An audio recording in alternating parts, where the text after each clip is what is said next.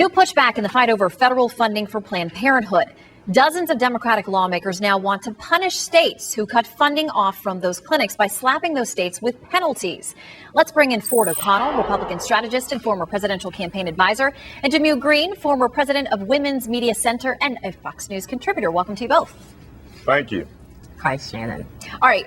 So apparently a letter has gone out from 30 Democratic senators to HHS, to the Secretary, Kathleen Sebelius, saying, hey, we want you to keep an eye on these states. We know Indiana has recently passed a law that many find very controversial about state agencies and funding that flows to Planned Parenthood. So, Ford, why does Planned Parenthood need this money in the first place? Well, I don't know. I mean, kudos to Indiana for trying to protect life. I mean, I think the Indiana legislature is on to something. The question is whether or not it will actually make it through the courts, because I have a feeling this will go to the courts. All right, Jehmu, if it does, how do you think it plays out? Well, I think we have to look at the facts starting in Indiana. In Indiana, Planned Parenthood is a trusted healthcare provider that has seen, in the last year, 85,000 women have used their services. Almost 30,000 of those services were cancer screenings. Then the 30,000 that have gone through their services for sexually transmitted diseases. It's clear that what has happened in Indiana is that Governor Daniels signed a bad bill that is unconstitutional and violates federal regulations. And that's why I think these senators have stepped in and communicating to HHS, and they should be applauded for that. We cannot have states putting laws in effect that go against Medicaid regulations and take away a woman's right to make a decision about what healthcare provider she wants to go to, especially the 10,000 women on Medicaid who currently cannot go to their trusted healthcare provider, Planned Parenthood, because of this legislation. Well, and Ford, there is a point here over the numbers. I mean, it's reported that 48% of Planned Parenthood patients are on Medicaid. So why shouldn't that entity get the money it needs to serve those patients?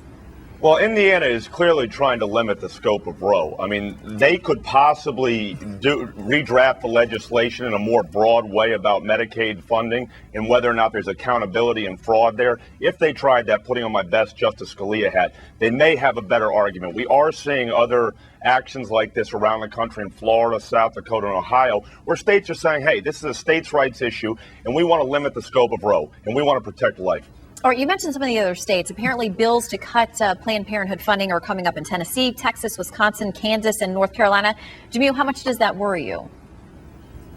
Well, it is troubling, and I absolutely agree with Ford.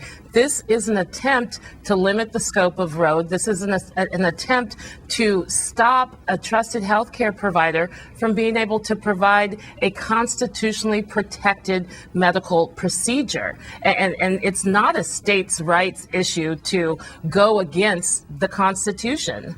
And that is exactly, I think, what is at hand in Indiana and these other states. They were considering this, but I think it's great that the administration has stepped in and is providing some direction on that they cannot go against these Medicaid regulations. It is a funding issue for these states as well. And Ford, is that the bottom line? Is this not about state rights? This is completely about states' rights. And not only that, abortion is not constitutionally protected. It's protected by precedent under the United States Supreme Court. States are telling you what they want. And, one way for Indiana to get around this is to drop out of Medicaid. Let's be honest. Arizona was the last state to join Medicaid. If they really want to make a point, they'll drop out of Medicaid. Unfortunately, I don't think that's a very politically winning argument for the state of Indiana. All right, Jehmu, quickly, final word to you. It absolutely would not be. It would not be a winning argument for them to drop out of Medicaid. And it is a constitutionally protected medical procedure. And this is an attempt for states to go around the constitutionally protected Medicaid procedure. And I think Planned Parenthood, again, is such a trusted healthcare provider. For the states to try to step in and pull away that provider, that goes against everything that we talked about in the healthcare reform debate, that people want to be able to choose who their healthcare providers are, and particularly women who have little options, little money. Planned Parenthood is where they go to for cancer screenings, for sexual transmitted disease screenings, and it's an important provider that needs that support. We got to leave it there. Thank you both for joining the debate. We'll be right back.